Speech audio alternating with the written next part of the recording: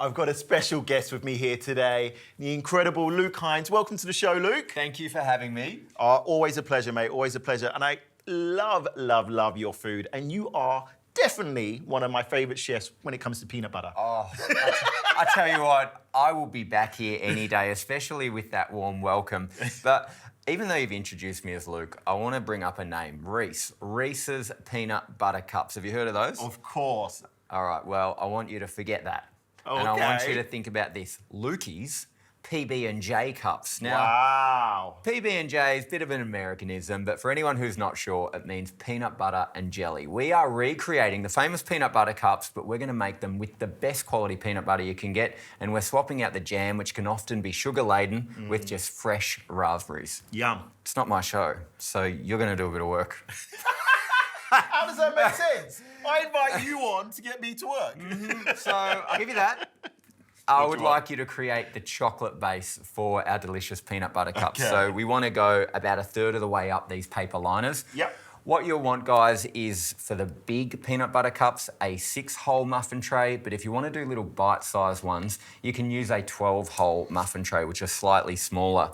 And you'll melt your chocolate down. You can use a double boiler method or whack it in the microwave. But you don't want it roasting hot. You want it kind of room temperature, but not setting firm.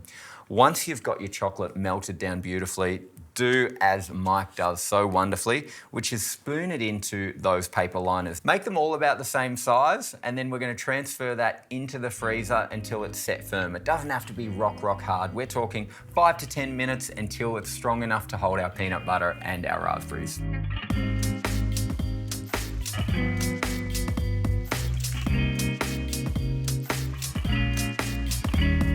The exciting part. The chocolate's looking really good, but we get to fill it. Now, you can go straight up peanut butter. If you've got smooth, you could use that. I'm using crunchy, and there's also something called smoochy, which means it's a little bit smooth and a little bit crunchy. I love the smoochy. You get the best of both. It is the best of both worlds. Now, I'm going to do about a teaspoon or half a teaspoon per peanut butter cup. And you want to make sure that that peanut butter doesn't go right to the edge of your paper liner. Otherwise, you won't be able to pour chocolate around getting a nice seal. I was watching you do it and I was like, I want to smooth it out, but there's method to your... There's actually method. And you'll see there's a way that I push that peanut butter down without even having to do it with the spoon. So get it there.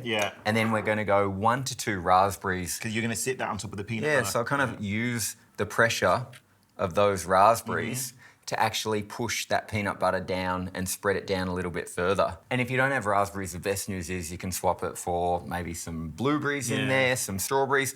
Lucky last, just like so. You're back on the tools, my man. So give them a really generous coating. And what you want is to make sure that you've got chocolate all over coverage so that you don't see any of the raspberries on top. Oh, look at that. Yeah, that looks fantastic, mate. Oh, hello. You've done that before. That is brilliant. Years of Michelin training, Luke. All that training, and I've got you drizzling chocolate on some peanut butter and raspberries.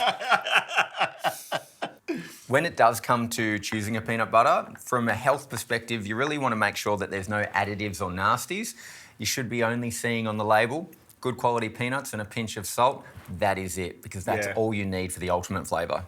Mike, that's looking the absolute goods. I'm going to go over the top with some shredded coconut. Oh, nice. Now, you could use a thick desiccated or flaked. It doesn't matter too much, but it gives it a beautiful crunch and texture on top. All we need to do now is transfer these into the freezer until that second layer of chocolate is set, and we're good to go.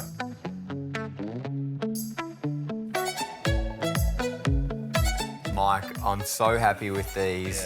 They've set beautifully. I actually sometimes don't even like to take them too far because what you end up with is a beautiful gooey chocolate centre in with the raspberries and the peanut butter.